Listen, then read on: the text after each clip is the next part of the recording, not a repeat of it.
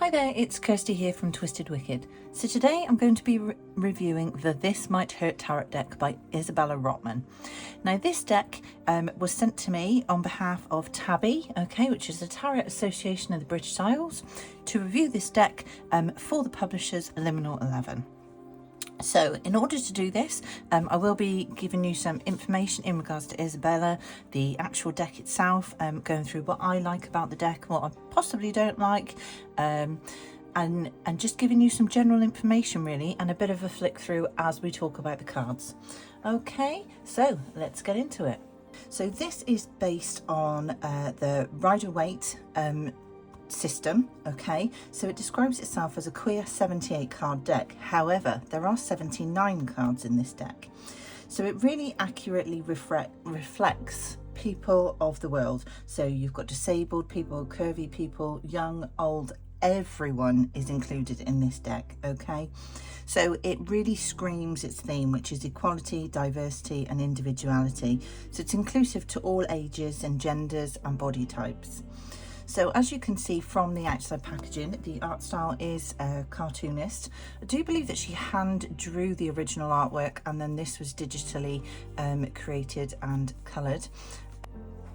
Okay, so this is the standard deck, which is being released by Liminal 11.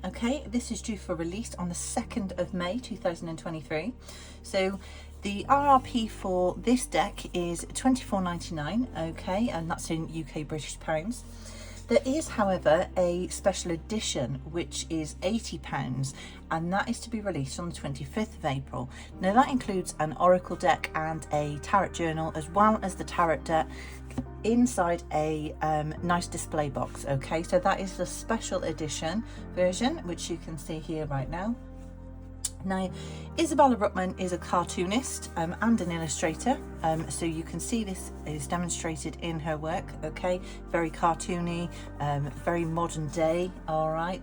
And she's originally from Maine, but she now lives in Chicago. She's co-authored quite a few things, including guides and comics. One of the guides that she's actually done is on consent, which was quite an interesting read, which is here.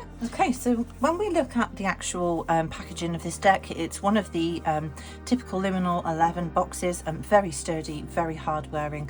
I really do like the boxes that the Liminal 11 decks come in, and that is, they have a magnetic closure at the bottom here, which you can see is really quite strong, and that is the bottom of the deck. And then this inside box actually slides out. So if you've not seen this before, it is a two-part box with a magnetic closure. Looking at the outside box, you can see demonstrations of Isabella's artwork, and some of the cards you can see is also very beautifully decorated, resembling the cards from the deck as well.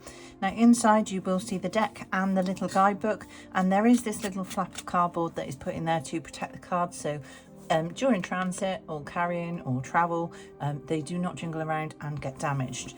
So let's take the cards out. So I do tend to keep that inside, but just to give you a little glimpse as well, the inside of that box is also very beautifully decorated. A lot of attention and detail has gone into this deck. So the deck itself, before we go into it, I'm just going to go through what I thought about it. It's very lovely to handle. I resonated with it instantly. I really related to the artwork. It's very modern. It's very sort of, it just gave me that vibe of like doodling, and I love doodling. So I instantly really was attracted to the artwork and found it also beautifully done. Now, in regards to the card stock, it is a very thick card, so individually that's perfect. It gives you some really nice cards to hold on to, and it's a good quality deck. It's good quality card stock, but as a whole it can make the deck quite chunky. And also when you're trying to shuffle, if you shuffle in a certain manner, it can make it quite difficult, because the cards have got no flexibility. They're quite rigid, so it does depend on how you shuffle in regards to how well you may well get on with this deck. So popping those to one side just for a sec. So now let's look at the guidebook. So the guidebook is just as beautifully decorated as the deck and the box. Okay, there literally is so much colour and artwork in here. It really is a lovely little guidebook that goes with it. So in the beginning, there is actually a lovely letter that was written by Melissa Kayanova. She is the creator of the Kitchen Table Tarot, and she explains in here how she created that actually inspired this deck, and then this deck inspired her to write tarot elements. So it's kind of done full circle. Okay, and it's really nice when publishers, illustrators, creators inspire each other like that. I really do like that about this. So it goes in, tells you a bit more about Isabella and also about the deck. Okay, goes on about gender and tarot. As I said, Isabella is a very big advocate on gender equality and fluidity. So this is really evident throughout this deck. It starts off going through the major arcana and all the way through to the minors. Okay, and then at the back you've actually got some frequently asked questions and some spreads. So as I mentioned, this is got an additional card in this deck, so it's a 79 card. Now this is the additional card that is within this deck, okay, which has been specifically created in regards to this might hurt, this might heal. So this card represents two different elements, as you can see, and the meaning of this card is also in here. Now you can choose to take this out if you do not wish to work with this card. Otherwise you can leave it in and either refer to the guidebook or use your intuition. It's completely up to you how you read, but this beautiful little accompaniment, you know, keep it by the deck because it really does have some fabulous information in it. Okay, so here you can see the cards laid out into the majors and into the minors. Okay, now here you can see the colour themes that run throughout each of the suits relating to each of the elements that are related to those suits. You can see the basic symbology of the Rider-Waite runs throughout, and it really does genuinely jump out in regards to the symbols and the imagery that just makes you think, oh, I know what that means, if you are generally learning the Rider-Waite system. Otherwise, they really do scream at your intuition. So I do find that this deck I've been able to just click with straight away. I've used it for a number of weeks now in order to be able to do this review and to do it honestly. And in all honesty, my first opinion when I flicked through it, I was a little bit, does definitely sort of remind me of the Modern Day Witch Tarot, which was also published by Liminal 11. But actually, now that I'm really starting to use it, there's quite a lot of difference in the energy in regards to these cards. And as I say, the quality of these cards is really nice to work with. So they won't be going back on my shelf for quite a while. I think that I'll be using these for a little while to come yet in regards to the readings. Okay, so in regards to recommendations, I recommend this to anyone, beginners, seasoned tarot readers, young, old people. Anyone can just pick up this deck and easily just resonate with some of the cards, some of the imagery, and you probably look at some of them and be like, oh my god, that reminds me of my friend so and so. It really is just a real flexible, fluid, just a great deck in regards to being inclusive, which is something that this generation and this modern day era is all about. So it really was created before its time and has now been released at the right time, I feel.